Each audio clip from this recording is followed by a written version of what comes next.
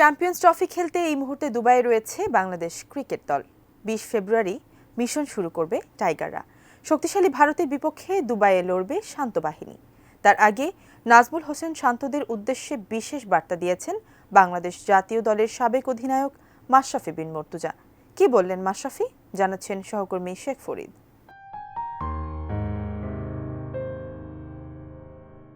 Champions ট্রফির অষ্টম আসরে বাংলাদেশ দলের অধিনায়ক ছিলেন মাশরাফি বিন মর্তুজা।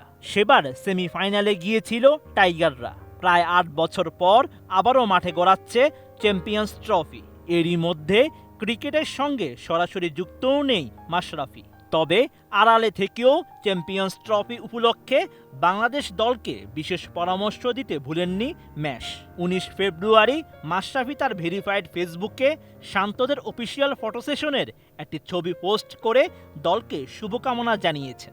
সেই সঙ্গে দিয়েছেন সাহসী হওয়ার বিশেষ পরামর্শ, যা কয়েক ঘন্টার মধ্যে পোস্টটিতে ১,৪৬,০০০-এর বেশি লাইক, ১২,০০০-এর বেশি কমেন্ট ও ১,৭০০ বার শেয়ার হয়েছে। চ্যাম্পিয়ন্স ট্রফির জন্য বাংলাদেশ ক্রিকেট দলের প্রতি রইল শুভকামনা।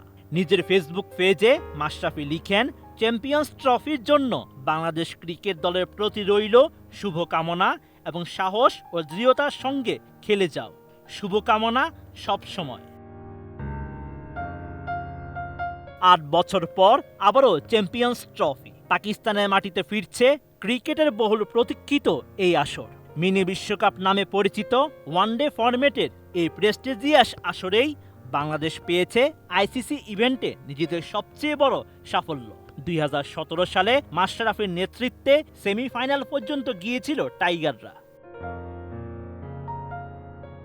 কোয়ালিটি সম্পন্ন আন্তর্জাতিক মানের CMT 500W CSRM committed for better still. সেই আসরে ৬ জনকে এবারও দেখা যাবে চ্যাম্পিয়ন্স ট্রফির স্কোয়াডে। আর সেটাই এবারের আসরে বাংলাদেশকে দিয়েছে সবচেয়ে অভিজ্ঞ দলের তকমা। ২০১৭ সালের আসরে বাংলাদেশের হয়ে চ্যাম্পিয়ন্স ট্রফিতে খেলেছিলেন মুশফিকুর রহিম, মাহমুদুল্লাহ রিয়াদ, মেহেদী হাসান মিরাজ, সৌম্য সরকার, মুস্তাফিজুর রহমান এবং তাসকিন আহমেদ, যারা এবারের দলেও রয়েছেন।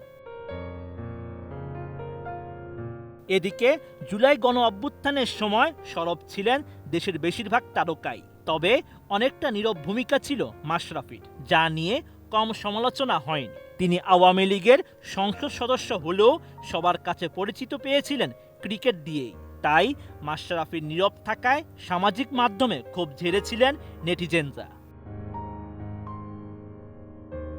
অবশ্য এরপরই এক ভিডিও বার্তায় নিজের অবস্থান জানান দিয়ে সবকিছুর জন্য দুঃখ প্রকাশ করেন মাশরাফি।